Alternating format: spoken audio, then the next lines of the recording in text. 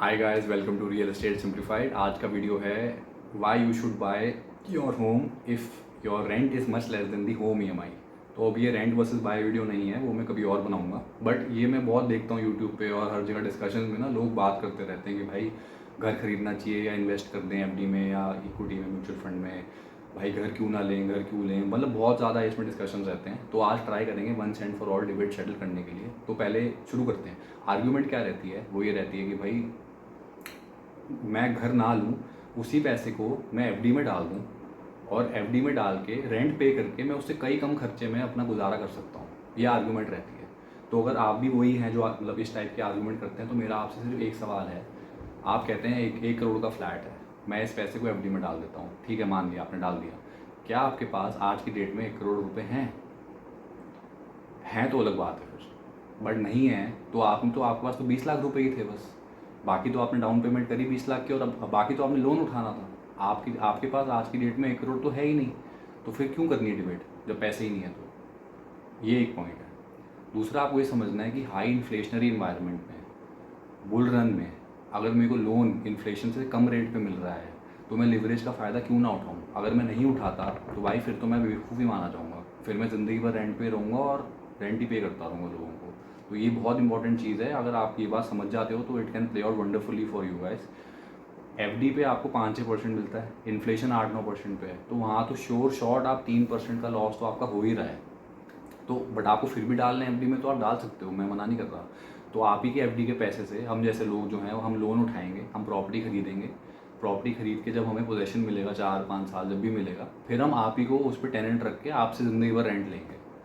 तो ऐसा भी कर सकते हैं अगर आप चाहो तो ये बहुत गहरी चीज़ है जो आपको समझने की ज़रूरत है, जो आपको शायद नहीं समझाई जा रही है।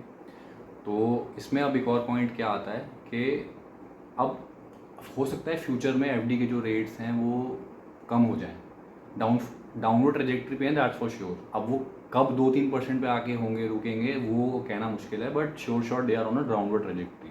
क्योंकि गवर्नमेंट भी पैसे उठाती है, सबसे ज़्यादा फ़ायदा इंटरेस्ट रेट लो करने में गवर्नमेंट का ही फ़ायदा होता है। तो आप ये भी बात समझो। तो एफडी श्योर शॉट आगे जाके अभी 5-6 पे है, आगे जाके 2-3% पे रुकेगी। बट रेंट जो है वो कभी भी नीचे नहीं जाएंगे। हो सकता है रेंट स्टैगनेट हो जाएं या धीरे धीरे बढ़ें, बट नीचे कभी नहीं जाएंगे।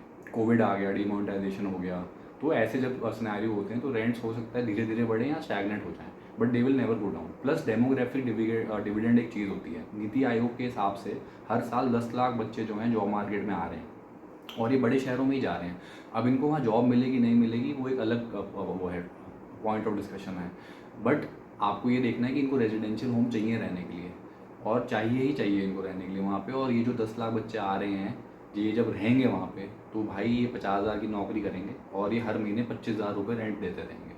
जो भी 95-96 के बॉर्न के बाद जो बॉर्न बच्चे हैं, ये कभी भी रेंट नहीं दे पाएंगे ज़िंदगी में। सॉरी, ये कभी भी घर नहीं खरीद पाएंगे। They will always be staying on rent. तो अगर आप उनके पेरेंट हैं जो सुन रहे हैं, तो प्लीज़ मेरी विनती है, आज आप खरीद लो उनके लिए घर। अब आप बोलोगे यार मेरा बच्चा 16 साल का ही है, मैं उसके लिए मतलब आई डोंट नो, मतलब मैं कैसे खरीद लूँ? तो सर आप ये देखो, 4-5 साल बाद जब आपको पोजीशन आएगा, तब वो लड़का 21-22 साल का होगा, आपका बच्चा, और हो सकता है तब वो जॉब मार्केट में उतरना चाहे। तब at least he must have a home.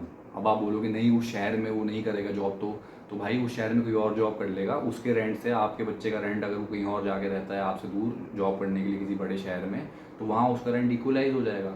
उसको अपनी जेब से नहीं करना पड़ेगा ना खर्चा, उसके लिए एक तरीके से एक सेविंग्स ही होगी ना। ये भी आप देखो।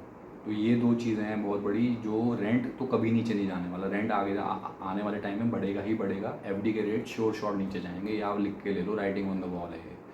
अब रेंट स्टैगनेट हो सकते हैं, धीरे धीरे बढ़ सकते हैं, बट ये एफडी की तरह नीचे नहीं डूबने वाले। ठीक है, अब इसमें हम एक और पॉइंट समझते हैं। यही है मेन पॉइंट जो मैं आपको समझाऊंगा।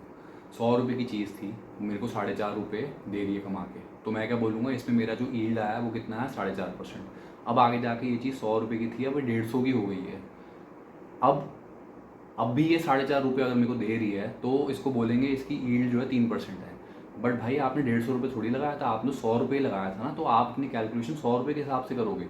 100 रुपये पे अगर आपको आज 4.5 मिल रहा है, बट चीज़ 150 की होगी, तो आपके लिए तो 4.5% ही रेंटल ईल्ड है, वो 3% नहीं है। हालांकि 3% आज की वैल्यूएशन पे है, जो 150 थी आज की वैल्यूएशन। आप समझ रहे हो? ये आपको मतलब अपने आप मेंटल मैथ्स करके समझना है, जो मैं आपको बताने की कोशिश कर रहा हूँ। अब जैसे फॉर एग्जांपल सेक्टर 56 गुड़गांव में फ्लैट थे 10 लाख रुपए के, अब वो 1.5 करोड़ के हो गए हैं। अब वो 1.5 करोड़ का फ्लैट आज की डेट में 4.5 लाख रुपए साल का जो है वो रेंटल कमा के दे रहा है। तो ये 3% रेंटल यील्ड हुई। बट भाई आपने तो 10 लाख रुपए लगाए थे, आपके लिए तो आज उसको अगर आपको 4.5 लाख रुपए साल के मिल रहे हैं, आपके लिए तो 45% रेंटल यील्ड हुई। तो ये बात आपको अपने अपने अंदर उतार लो। और अगर कोई भी आके बहस करता है भाई 3% होती है हमेशा रेंटल यील्ड, तो ऐसा नहीं है 3% होती है आज की वैल्यूएशन पे, बट डिपेंड करता है आपने पैसा कौन सी स्टेज पे लगाया है। आपने शुरुआत में लगाया है, बीच में लगाया है, लास्ट में लगाया है, उस पर ही सारा जो है वो खेल है। तो ये बात आपको बहुत ज़्यादा खास ख्याल में रखनी है। रियल एस्टेट के आगे जो वर्ड रियल लगा हुआ है ना, ये ऐसे ही नहीं लगा हुआ, इसके पीछे मतलब इसके पीछे सच्चाई है, रियल चीज़ है ये।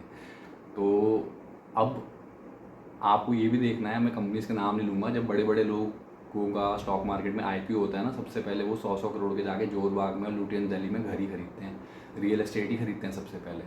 मैं अब ये बिल्कुल नहीं कह रहा, ब्लैक एंड वाइट नहीं कर रहा कि स्टॉक मार्केट अच्छा है रियल एस्टेट अच्छा है, अच्छा दोनों ही है, हमें दोनों चीज़ों पे ही खेलना है भाई। रियल एस्टेट में इन्वेस्ट करो, वहाँ से जो रेंटल आया उसको इक्विटी में डालो, म्यूचुअल फंड में डालो, वहाँ भी ग्रो करो, फिर देखो आपका क्या रिटर्न जाता है, कहाँ जाता है, कैलकुलेट ही नहीं कर पाओगे क्या है रिटर्न उसका। तो आपको ये बात समझनी है जो मैं आपको, आई होप कि मैं आपको समझाने में कामयाब रहा। आपको अगर वीडियो अच्छे लग रहे हैं तो लाइक कीजिए, सब्सक्राइब कीजिए, कमेंट कीजिए। मिलते हैं फिर अगले वीडियो में। See you in the next one, bye.